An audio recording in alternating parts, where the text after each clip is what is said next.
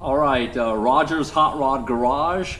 This is Roger, and what you're not going to hear is music like Tom Petty, Bruce Springsteen, AC/DC, classic rock and roll, R&B, and country music playing in the background, which is what I usually have in my my shop here. Just because out of the 92, 93, 94 videos that I have on my channel over the last 10 years, I just checked, and I think 3, if not 4 of them are what's called copyright claim. That's not a bad thing. What that means is the music I had playing in the background was just a little bit too much and a little bit too clear. So Neil Diamond, AC/DC, all those cats get credit for the music, and I just can't make a monetary gain off of that. So what I'll do is in the next couple of weeks, I'll just go into those videos, edit it, and dub over top of them. Another thing is, my channel's name is now Roger's Hot Rod Garage because everybody else does something like that with the word garage in it. Vice Grip Garage, Geedy's Garage. So I've got Roger's Hot Rod Garage. And I changed it from Karoli Lalu, which is Karoli and so forth. That was Katrine, Roger, Lisa, Lauren, Lucas, just to Roger's Hot Rod Garage. But anyway, enough said on that. Let me go over here. This project on moving the radiators that were never in the back, it was just a concept. I cut the holes back there to the front of the car in the last video. Turned out to be a little bit more than I had anticipated because it's just a lot of work. And what I didn't realize is I've actually got to have 3 different chambers or different air pressures in here. Now, a guy from California, John, calls me up. We literally talked for about an hour. He has a similar project. And he's saying there's not going to be enough air in here, so he recommends taking the condenser and putting it in the back, which is where the radiators were going to go. They were never supposed to be back there in the first place. But anyway, I welded up the holes. I flat blacked it. If I do say so myself, I'm not a body person, but it's pretty well cleaned up back there right now. And there's where my condenser is going to go with the fan back up here, and the screen will be back here. Whether it has enough air back there to keep it going without electric fan is another story, but the main thing is, primary topic here, or primary goal is to make sure that the LS gets enough cooling through the vent system that I've got in here, and I think this will actually work. So I'm actually going to show this on the first part of the video, and then I'll show you another part of the video when it's all put together, so I guess it's in chronological order, however you want to look at it. What I'm talking about here with the 3 different chambers, air comes in here, obviously, right through there, and I think that turned out pretty doggone good, if I might say so myself again for the 3rd time. My welding is up in here. I got this completely flat. This is 2 millimeters thick, so it's pretty doggone stout. And when I get a little free moment, I'm going to get some stainless steel 1.5 millimeter bars, maybe 2 millimeter bars, and put up in here just like I did on the 1936 Plymouth grill over there. That's now hanging on the wall over there because I crashed it. What else can I tell you? So the air comes in here. The radiator, sitting right over there, sits down on top of this one. Of course, this will be some kind of, I don't know, cushion up in here. And I welded these bolts in right now, and they're just going to have a plate that basically holds the radiator with light pressure down so it can't move around. And what I mean about the separation of chambers is right here. Radiator sits on here, this will be sealed up here. Then it goes up to where the radiator top is right here, and all the air blows out of here. Now what I didn't think about is the last layer, which is basically my hood, which is going to close up right here. And that's that piece of plywood right here that I picked up from the Bauhaus, if you will. And this is the actual size right here. I already got it measured out. And this will flip up. There'll be a piece of about a millimeter piece of aluminum on the bottom to stop the heat. And then I'll have a carpet up on top of that. The carpet here is what you'll see right here. So, man, what a day. This has been a day of welding and fabricating. Now, whether that's fun or not, it is. Otherwise, I wouldn't be in the garage because I sure don't get paid for this. I just enjoy doing stuff like this. But another thing is, all of these chambers, like down in here, had to be separated. Here's another one that has to be separated. The battery's going to go right here. I'll show you that in a little while on this video. And then the last thing I'm doing right now is I got down to my last piece right here. And, of course, I can't find it now. But it's in here someplace. There it is. And this is just what takes forever to do. For example, that little cut right there, I'm going to push this up in here. That little piece right there. And see how I had to follow that line up in there? Now what I got a little bit smart here, you see that line I put on there? This is the thickness of it, so only thing I gotta do is hold that piece of plywood right up in there and then do my welding, which I've already done all the way right here. Now this is just tack welded in right here, so it is on this side. And what I'll do is I'll take some of that joint seal, the Germans, I don't know what they call it, Karosserie-Dichtungsmasse, and here is what the Americans call it, body sealing compound. I got it sitting next to my stove here, so it's nice and pliable. It is nice and warm right now. And hopefully by the end of the day, I can just take my finger here and I'll swipe on all these ugly booger welds. But you know what? I guarantee you they're in there tight. And I've actually got some decent welds down here for the bottom part. And all this will be sealed up. And I'm not saying you're not going to see it anyway, but you're not going to see it anyway. So, man, there's a lot of welding going up on here, and some of it's not pretty. You're not going to see it, but I can tell you what, it's stout as hell.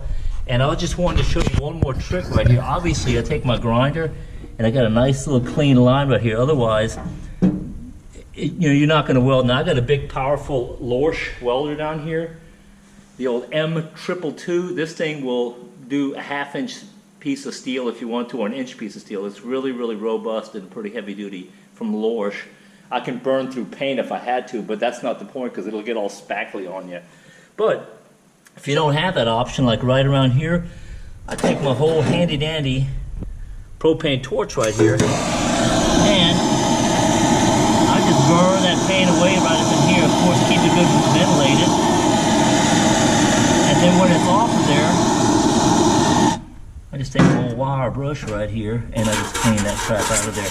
And what that does, and here's another little thing, I didn't think about the air being in here, will go through here, come out over here, and then I've kind of like defeated the purpose. So you have to stop, cut your little plugs. This is actually a spray cap head, and then I use it with my stencil, and then I'm just going to pop weld that in there real quick. And the same thing I've done on the other side. Let me flip my light around here, and that's what it looks like. Again, none of that stuff you're going to see, but it just stops the air from coming in down here and coming out through right here. Now hopefully I don't need that hole for something, but I figured I can get my little skinny hands up in here if I got to get a hold of something in there. And of course, measure 2 or 3 times, cut once. So I've got that set up in there right now, and that was my center mark. Everything's squared. But I'm telling you, man, it took such a long, long time, and I'm going to come over here one more time and show you the best thing I've purchased. This is from like the 50s or something, maybe 60s, but there's the name of it, from Esslingen, Würth, someplace in northern Germany. I guess it's in northern Germany. And only thing I've done here is I took this old switch down here and got rid of it. This is an old 380 volt switch because I got grandkids, and the last thing I wanted them is to come push on this thing because he sees me do it, and it's got his little hand up in here, and then the thing starts going. So what I did is I just moved it up here where he can't really reach it right now, and his hand won't be down there holding on. This is 380 volts steel. I'm not a big electrician, but I did get that straight, and then I drilled my holes up in here, down up in here, and now when you push the button, I tapped off of one phase, which in Germany here is 220, and now I've got my light working. And then you can cut anything you want to, for example. Man, it's such a cool thing. And this really saves a lot because I used to do that with the grinder and the stainless steel cutoff wheel, and that always had a big giant mess going on. So anyway, I'm gonna stop talking right here, do some final welding up in here. We got about 6:30 on the Sunday evening, and I'm gonna call it a day. That's hand railing for Opa right now so he doesn't fall down the staircase underneath the basement in his old property. Oh, anyway, I think that's about it right now. Take care, bye-bye, and remember, no music, because music is music and it's made for the people who actually wrote it and designed it, and I might have some playing in the background, but only if I'm cruising down the road in the car. So anyway, you hear me talking a lot, and that's about it. Take care, bye-bye.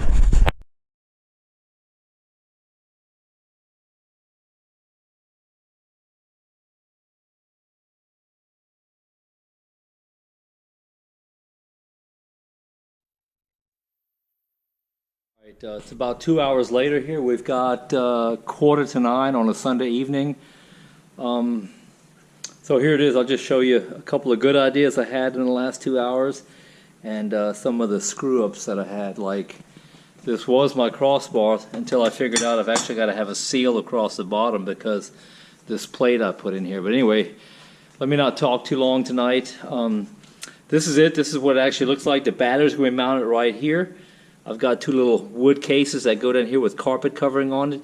And if you notice right here, I've actually got a right here, and that's exactly the carpet exactly even here. I don't know if you can see that or not, but let me point it this way. So, you know, those are little attention to details here, but this will be silver, and the carpet will be glued to the top of this thing. And then I also found these things right here. I've literally had a box of these for 15 years. This is an old military crate that had this neat little function on it that you can turn. Anyway, I'm going to use that as a latch up here to hold this thing down.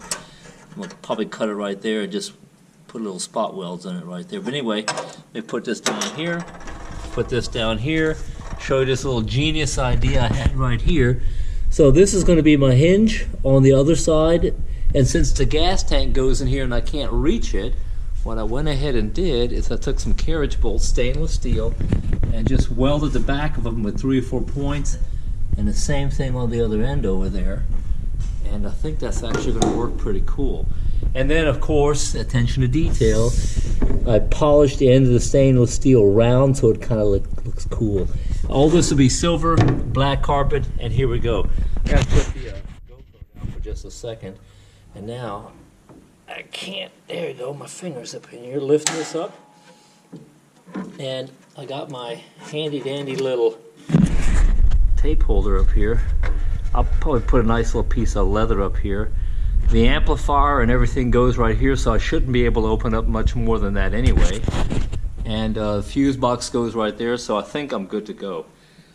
Here's what it looks like. It's pretty simple. Radiator mounts here. The air comes in down here. Just real quick, I don't want to repeat myself from the earlier part of this. And then transfers everything through here. This will be sealed down here, not sealed with silicone, but just like a temperature resistant kind of foam or something. Then all the air blows out of here, and I might actually add a hole here and some holes on the side just to evacuate that air out of here.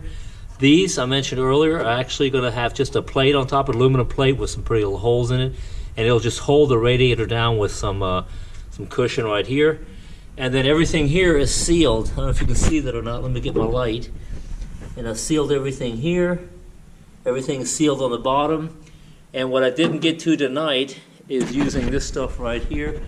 The joint seal type of epoxy. I don't know what it is, latex. And that's basically it. So this is almost done. Like I said, all these little welds right from here, you won't see that because I'll take my thumb, finger, whatever, and pull a nice little caulk bead all the way around here. I don't think it's caulk, but anyway, it's some kind of stuff that's paintable. And that's it, man. That took a lot longer than I thought it was going to.